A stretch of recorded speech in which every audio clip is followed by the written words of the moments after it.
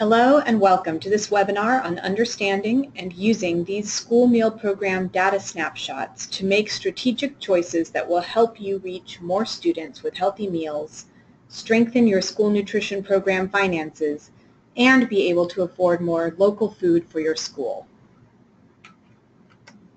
I'm Honore Horton, Nutrition Initiatives Director at Hunger Free Vermont. Our Child Nutrition Initiatives team provides free, customized technical assistance to any public or independent school in Vermont. So please give us a call or write us an email if you have any questions after this webinar, or if you'd like to use the information you've learned about your school meal programs to make some changes. We are here to support you. In providing trainings and customized technical assistance to hundreds of Vermont schools over many years, we've realized that school decision makers did not have easy access to the information they needed to make strategic and informed decisions about their meal programs. And so we have developed these data snapshots using information schools submit to the Vermont Agency of Education as part of the process for claiming school meal reimbursements from the USDA. Take a moment to locate and download the data snapshot for your school's county or region so that you can follow along during this webinar. This list appears on the same web page that houses this recorded webinar. We update them each January or February, so things may have changed at your school since this most recent data snapshot that we have was taken. As you can see from this data snapshot for the public schools in Bennington County, these handouts are crammed full of all kinds of information. Let me give you a quick overview first. On one side of the snapshot is information about enrollment, how many students are enrolled in the school and in the school meal program, as well as whether or not the school is eligible to use or is using the summer and after school meal programs. And if the school is not eligible, what it would take to make it eligible to offer these critical out-of-school time nutrition programs. The enrollment side of the snapshot also contains some information about a school's eligibility to provide universal breakfast and lunch at no charge to families, and whether or not it is already doing so.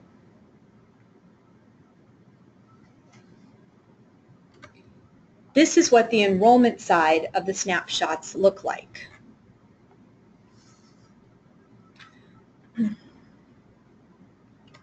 The second side of the snapshot contains information about average daily student participation in breakfast and lunch, as well as information about the way that each school serves breakfast.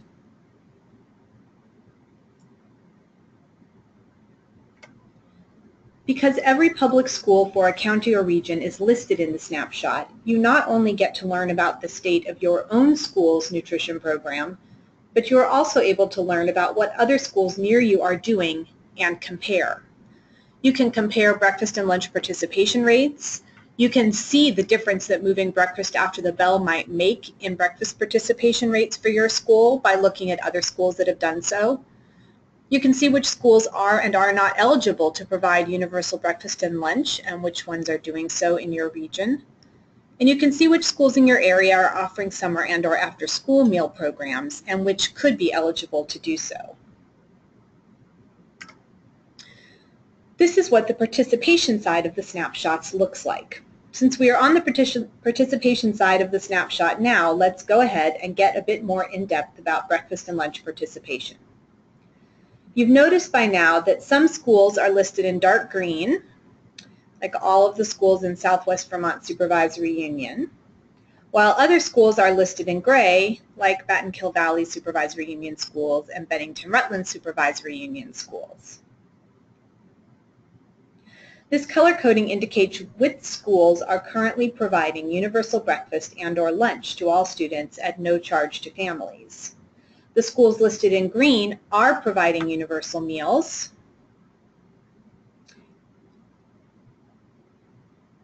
and the schools listed in gray are not. You can see that when a school provides universal meals, students are no longer categorized by their family income in the cafeteria. So there is just one participation rate for breakfast and one for lunch, here and here. Instead of 2 rates, as in schools that are not providing universal meals, one for low-income students and one for full-pay students for both breakfast and lunch.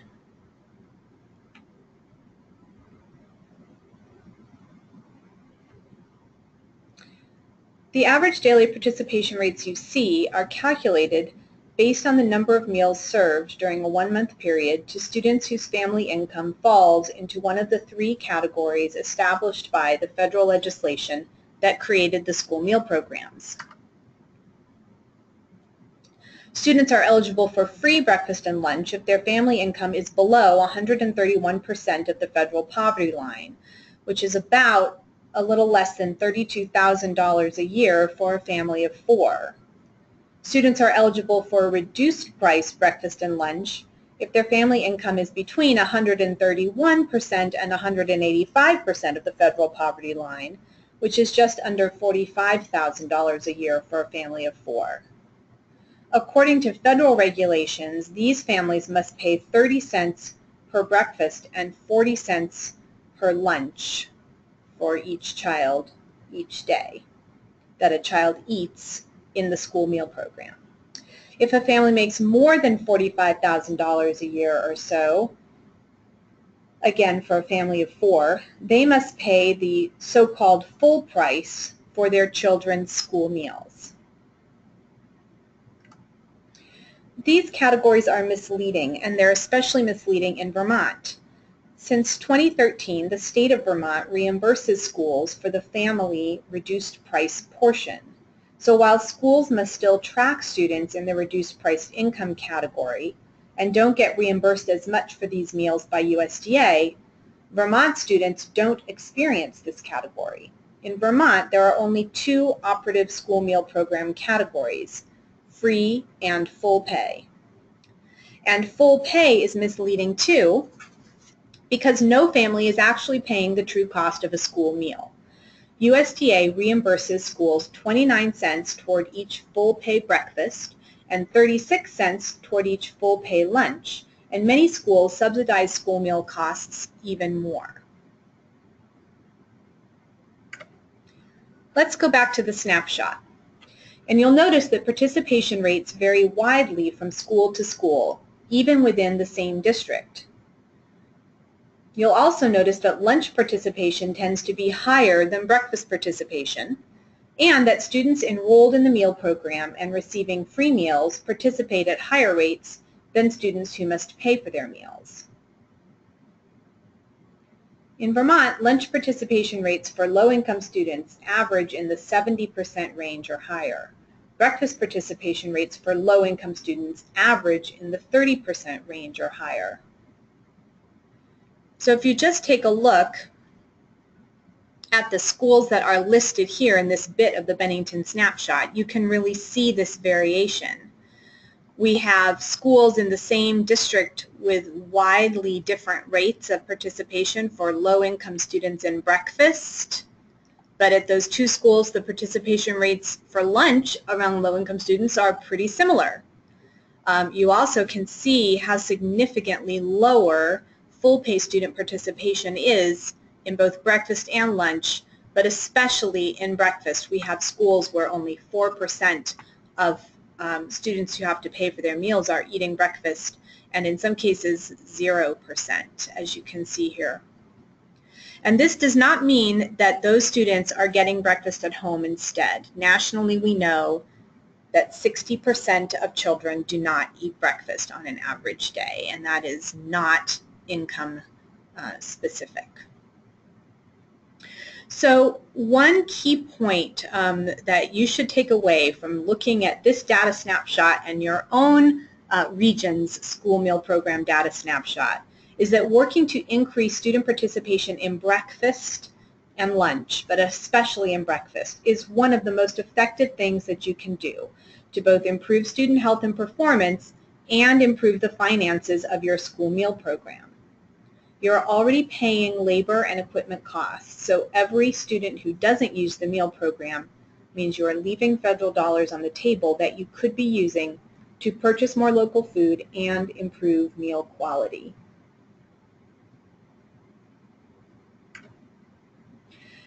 When it comes to increasing breakfast participation, timing is pretty much everything. And that's why Hunger-Free Vermont's school meal program data snapshots also track which schools serve breakfast after the bell.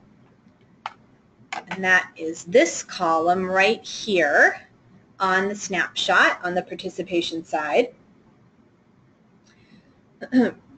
Breakfast after the bell simply means that a school is using one of a variety of methods to provide breakfast to students as part of the official school day. In other words, after the first bell has rung for school to start at the beginning of the day. So this column right here indicates which schools are using this proven approach to improve breakfast participation and what particular method they are using. At the bottom of the participation side of the snapshot is a key that tells you what each abbreviation means in this breakfast after the bell column. So BIC, which you can see here for Pownell and Shaftesbury, means breakfast in the classroom. So breakfast is brought to classrooms and students eat at their desks just before or at the start of the school day, or sometimes partway through the morning, depending on the school. BIC at snack indicates this later time for breakfast. Breakfast is served in the classroom at snack time. G&G, which you can see is the method that Twin Valley Elementary uses, is grab and go breakfast. So that means that students pick up a portable breakfast either in hallways or in the cafeteria, and they can take it to their classroom to finish it after the school day has begun. Second chance, which is what Twin Valley Middle and High School uses, means that breakfast is served before the first bell rings in the cafeteria, but students who miss breakfast service because they have come to school late can get a breakfast later in the morning and take it back to their classroom to eat. This asterisk here for Pownell Elementary indicates that Pownell is participating in the Vermont Breakfast After the Bell Challenge, which is a project of Hunger-Free Vermont and New England Dairy and Food Council to increase the number of schools who move breakfast after the bell by providing some special support and grant funding to help schools make that change. There's a Breakfast After the Bell Challenge page on Hunger-Free Vermont's website that gives you a whole lot more information about the challenge.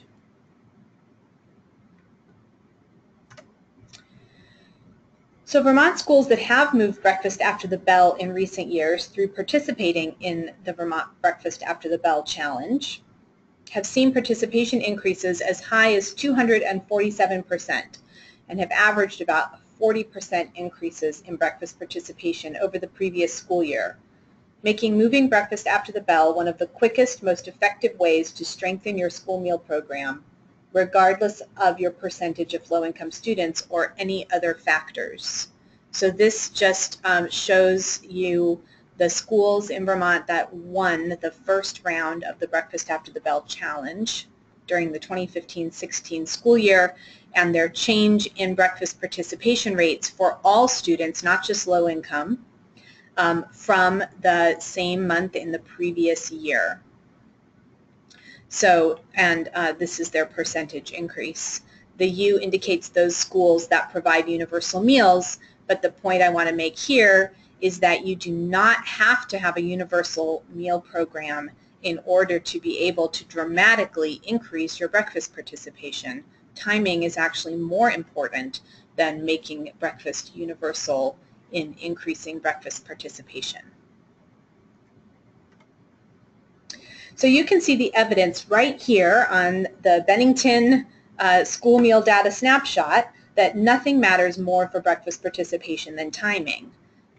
Even though all of the schools in Southwest Vermont Supervisory Union provide universal breakfast and lunch at no charge to all students, breakfast participation rates vary dramatically within the schools in this supervisory union, depending on whether or not the schools serve breakfast after the bell.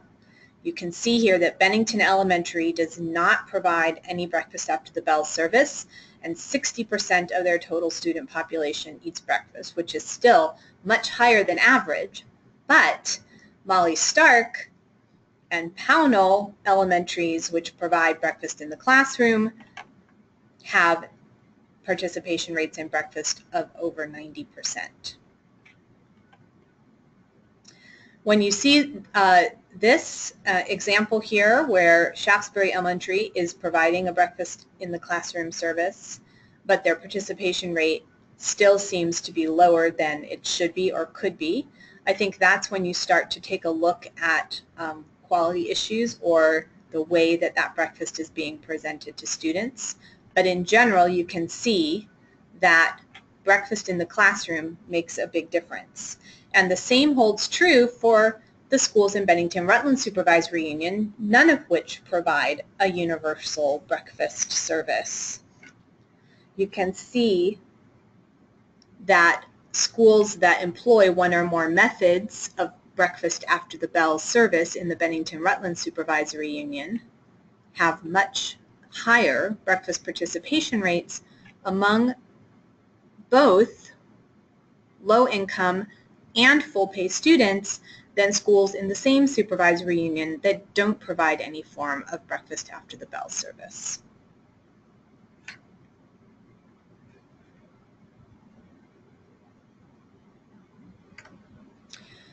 Moving breakfast after the bell can significantly improve your meal program finances even if your school serves mostly higher income families, and Thatcher Brook Primary School is an example of the cascading benefits of providing a breakfast after the bell program.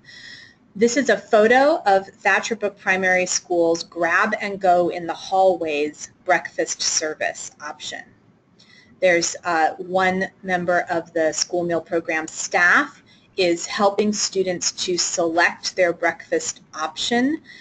Another member of the meal program staff is checking off which students took a breakfast. Here's mom dropping off her kids at school and having the opportunity to watch them getting this great breakfast, which includes Thatcher Brook's special local breakfast parfaits made with homemade granola, Cabot yogurt, and local Vermont berries.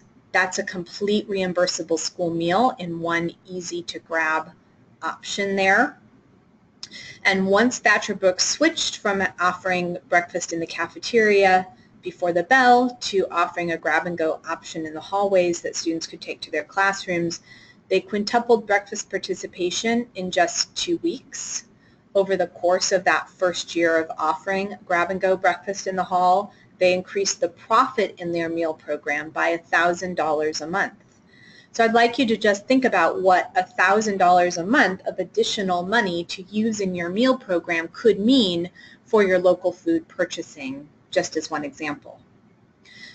They also increased both breakfast and lunch participation year over year for the next 3 years following their implementation of grab-and-go breakfast, including among their full-pay students. And this is directly related to this experience of this mom dropping her kids off at school and seeing the friendly meal program staff and the beautiful and healthy breakfast options. That experience had more parents choose to pay for their kids to eat not just school breakfast, but also school lunch, and that strengthened the meal program finances of this higher income school very significantly. And breakfast is a great place to use local food, and improving the finances of this meal program also made it possible for them to improve the quality of the meal and increase the local product that they were able to purchase. Okay. Now let's go back to the enrollment side of the snapshot and let's walk through the different columns and the data that's available for you on this side of the handout. The first column lists the total school enrollment, in other words, the total number of students enrolled in each school. For example, Courier Memorial Union Elementary School has 86 students enrolled at the time that this data snapshot was taken. Moving across the columns, 46% of the students at Courier Memorial live in households in which someone is are directly certified. 46% of the students at Courier Memorial are directly certified for school meals. Directly certified means that 46% of the students at Courier Memorial live in households in which someone is receiving 3 Squares Vermont or Reach Up. Because the income requirements for these programs match those for school meals, these students are already known to qualify for free school meals without their families having to fill out a school meal application. Additionally, all students who are foster children, children in migrant households, homeless, or in a Head Start preschool program are also directly certified for free school meals.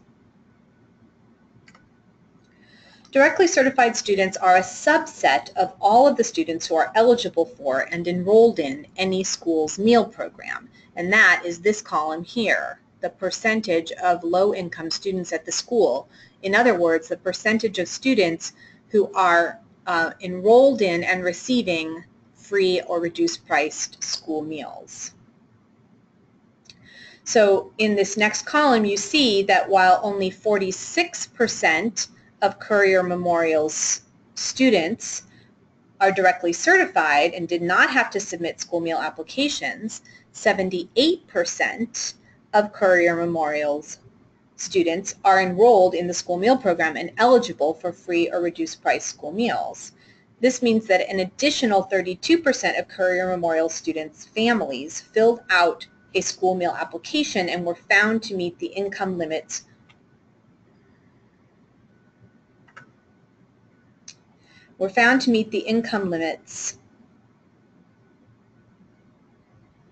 for free school meals.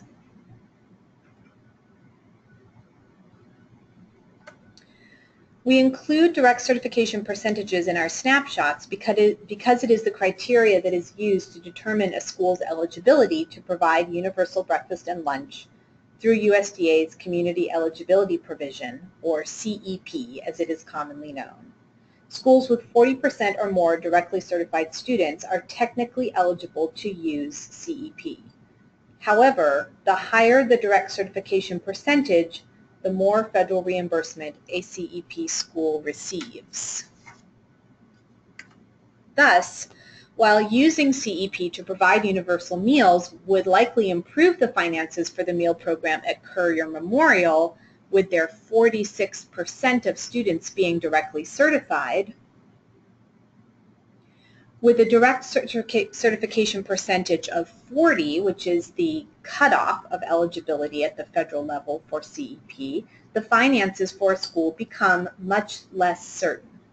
Schools with a direct certification percentage of 30 and higher have that data listed. As you can see here, Fisher Elementary, Courier Memorial, and Meadowy Community Union Elementary School all have direct certification percentages listed. If a school's direct certification percentage is lower than 30, then that box is blank in that column for those schools. So if you don't see a number listed in that column for your school, it means that your school's direct certification percentage is lower than 30. Moving on, you'll see a column titled Additional Free and Reduced Price Students to Reach 50%. We include this column because schools become eligible to provide universal summer and after-school meals to all students when 50% or more of their enrolled students are enrolled in their school meal program as eligible for either free or reduced price school meals. In this column, we're showing you how many more students would need to enroll in your school meal program to qualify your school to operate these really important nutrition programs during times when students are not in school. For example, Fisher Elementary is at 49% of their students enrolled in their school meal program. They only need 3 additional students out of their 220 students enrolled to sign up for school meals in order to get to 50%. Courier Memorial is already there, of course. They're at 78%. Medowee Community Union Elementary School needs 6 students to get from their 47% of students currently enrolled to 50%. Once a school begins operating a summer or after-school meal program, it may operate for 5 consecutive years, even if the percentage of low-income students at the school declines. This is the situation for Floodbrook School, for example, where you can see that right now Floodbrook's percentage of free and reduced price eligible students enrolled in their meal program is just 30%, and yet they are operating a summer meal site when you would think that they would be ineligible. That's because they are within that 5-year statute of limitations, shall we say, for continuing to operate a program, even if their percentage of low-income students drops below 50% during those years. When a school is eligible to operate a summer or after-school meal program, it makes other nonprofit organizations and any site where kids gather in the summer eligible to be a meal site, as long as it is located in the attendance area of the eligible school.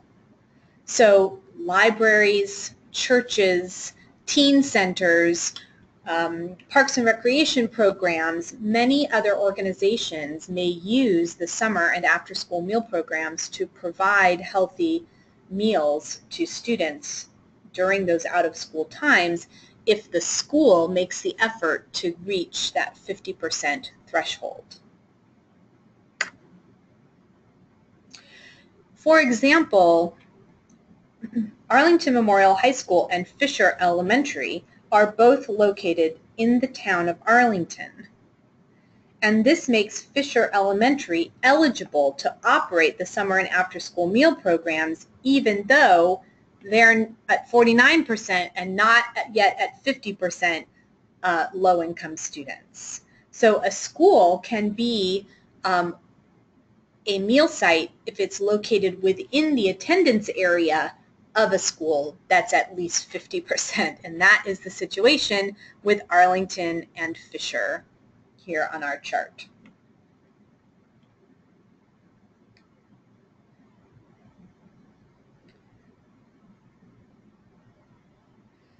So launching a school meal application campaign at your school can very easily tip your percentage over 50 in many cases, and you can see that here on this chart. You can see that there are several schools here that are really quite close in terms of the number of students they need to get to join their meal program in order to reach 50%, given the total number of students they have enrolled in their school.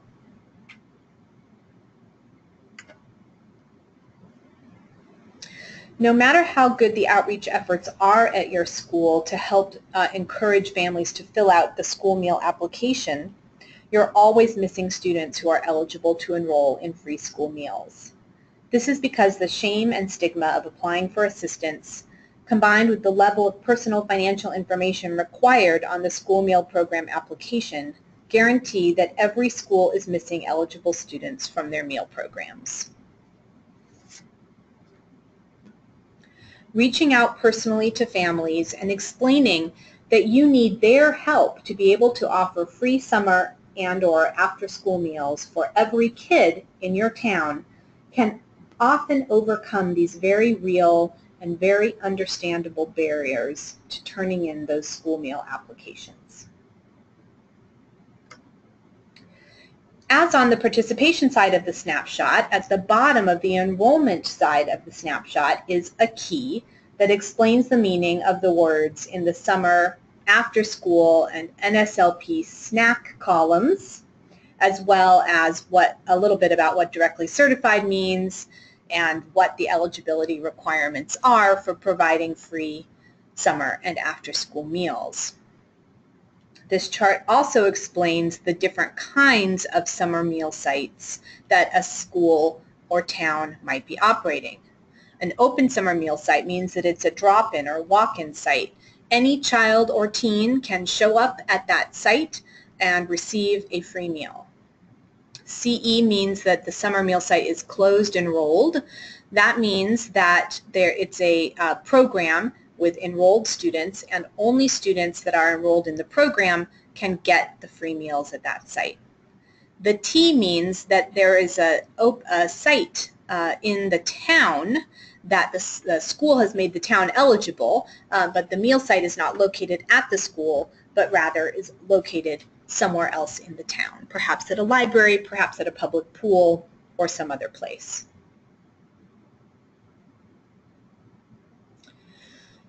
An X in the column, as we saw for Manchester Elementary up here and Meadoweek Community Union Elementary School up here, means that a meal application campaign during the school year would very likely make these schools eligible to operate the summer and or after school meal programs. That's what the X's in the summer and after school meal program columns mean. So looking at our Bennington examples, you can see how this information can help you to plan the next right step for expanding your school meal programs.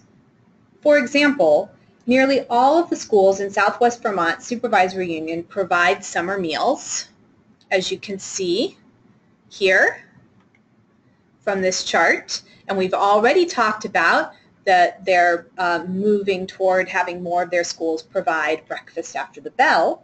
But although every single school in that supervisory union is eligible to provide the after-school meal program, none of them are using it. So that is the first next step that I would recommend taking for that supervisory union, because strategically it's the place where they have the opportunity to expand and grow their program. So that would be a great next step for them, is to start operating after-school meal programs at some of their schools, especially because the reimbursement rates for the after-school meal program are high, and this program tends to return funds to the school meal program.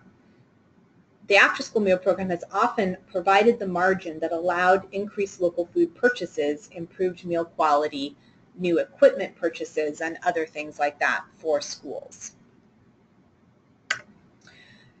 While summer meal program finances tend to be tighter, summer is, of course, our prime growing season in Vermont. Creating summer enrichment programs for kids that focus on gardening and food education and pairing them with great summer meals that use local foods can really help close the big summer learning and summer health gaps that low-income kids experience in Vermont. Making a plan and taking one strategic next step each year can quickly transform your school meal programs, expand your local food purchasing power, and most importantly, reduce hunger and improve health and learning for your students. For example, Mrs. Coy Valley Union High School attended the Farm to School Institute in summer 2014 and learned that they were just a few students away from having 50% of their students enrolled in their school meal program. So they created a team to increase enrollment to reach 50%. That was their first goal and their first step. They achieved that goal in October of 2014, and that year started the summer and after-school meal programs at their schools, which they have continued to operate in the 2015 school year. Then in the 2016 school year, they started to deliver breakfast to their first period classrooms and now provide breakfast in the classroom to all students. So that was the next step that they took. They've been able to use the expansion of these programs and the revenue that's been generated to expand their farm to school programs and purchase additional local food as well. And of course, they're also reaching more hungry students.